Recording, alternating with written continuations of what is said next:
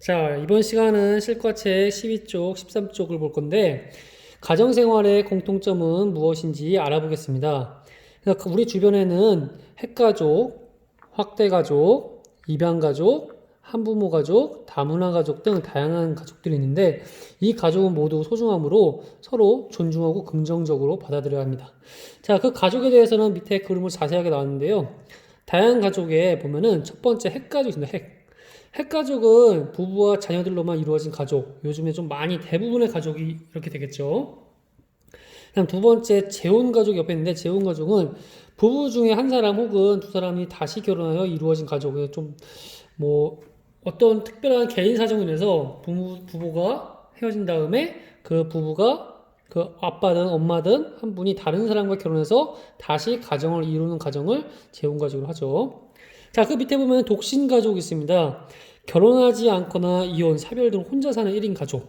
그쵸? 혼자 사는 가족을 얘기하는 거고, 밑에 보면 한부모 가족도 있죠. 한부모 가족은 이것도 어떤 특별한 개인 사정에 의해서 부모 중 한 사람과 그 자녀로만 이루어진 가족. 그러니까 아빠하고만 살거나 엄마하고만 살거나 이런 가족이 한쪽 부모만 있다고 해서 한부모 가족이라고 할 수 있습니다. 그리고 옛날에 좀 많았던 가족이죠. 확대 가족. 부부와 자녀 외에 할머니, 할아버지 등이 함께 사는 가족입니다. 옛날에 우리가 농사 짓고 그럴 때는 확대 가족이 되게 많았습니다. 왜냐하면은 농사 지을 때 기계가 없다 보니까 일꾼이 필요해요. 사람의 인력이 필요한데 그럴 때 가족의 힘을 빌어줬기 때문에 가족들 같이 모여서 많이 살았죠. 근데 이제는 도시로 많이 이사 가고 그러면서 산업이 발달하면서 핵가족이 좀 많아지고 이제 사회적으로 좀 우리가 또 재혼가족, 독신가족, 한부모가족도 많아지게 되었습니다. 자, 그 다음 옆에 보면은 입양가족하고 다문화가족, 입양가족은 여러분도 많이 들어봤겠지만 이제 자식을, 그러니까 아들이든 딸이든 우리가 그 엄마가 낳지 않고 바깥에 외부에서 입양해서 이제 들어온 가족을 얘기하고요.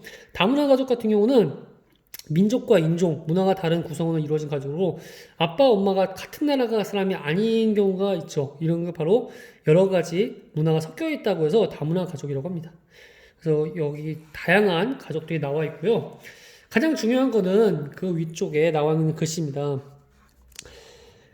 이런 가족들은 모습은 달라도 함께 음식을 먹고 잠을 자고 휴식을 취하고 가족 안에 정서적 안정을 얻는 것은 뭐 똑같습니다. 그리고 가정 생활이 원활하게 이루어질 때 나와 가족의 관계가 원만해지고 행복을 느낄 수가 있다는 거죠. 그래서 일례로 그 범죄자들 다 그런 건 아니지만 범죄자들을 어른이 돼서 범죄자들을 이제 가정생활 옛날에 조사해 보면은 가정이 좀 불안정하거나 아니면 아빠나 엄마로부터 뭐 학대를 받거나 그런 경우가 점점 가정에서니까 보호를 받지 못한 사람들이 점점 커서 나중에 정신적으로나 좀 이렇게 불안정해 갖고 범죄를 저지르는 경우가 많다고 하네요. 그러니까 우리는 가정이 가장 중요해요. 가정생활에서 이제 행복하게 가족들과 잘 지내면은 그게 여러분의 이제 인성적으로 들어가면서 올바르게 훌륭한 어른이 될 수가 있다는 거죠. 자, 그림으로 또 요약이 되겠습니다. 가정생활의 공통점은 어떤 가족이든 간에 이 네 가지의 공통점이 있고 이 네 가지가 안 되겠다면 되도록 노력을 해야 됩니다. 첫 번째는 애정과 유대감을 정서적인 안정을 느껴야 돼요. 아, 집에 가고 싶어. 집에 편안해. 라는 느낌이 들어야지 집에 가기 싫어. 집은 무서워. 라는 생각이 들면은 그건 올바른 가정생활을 할 수가 없다는 거죠. 자, 두 번째는 함께 음식을 먹고 잠을 자고 휴식을 취하는 등 건강한 생활을 할 수 있다. 그러니까 요즘에는 함께 음식을 먹는 경우가 좀 쉽지 않을 거예요. 아버지, 어머니가 맞벌이하고 여러분 학교에 있고 학원에 가다 보면은 그런데 그렇더라도 일주일에 뭐 주말이든 뭐 정해놔서 같이 밥을 먹는 시간은 있었으면 좋겠네요.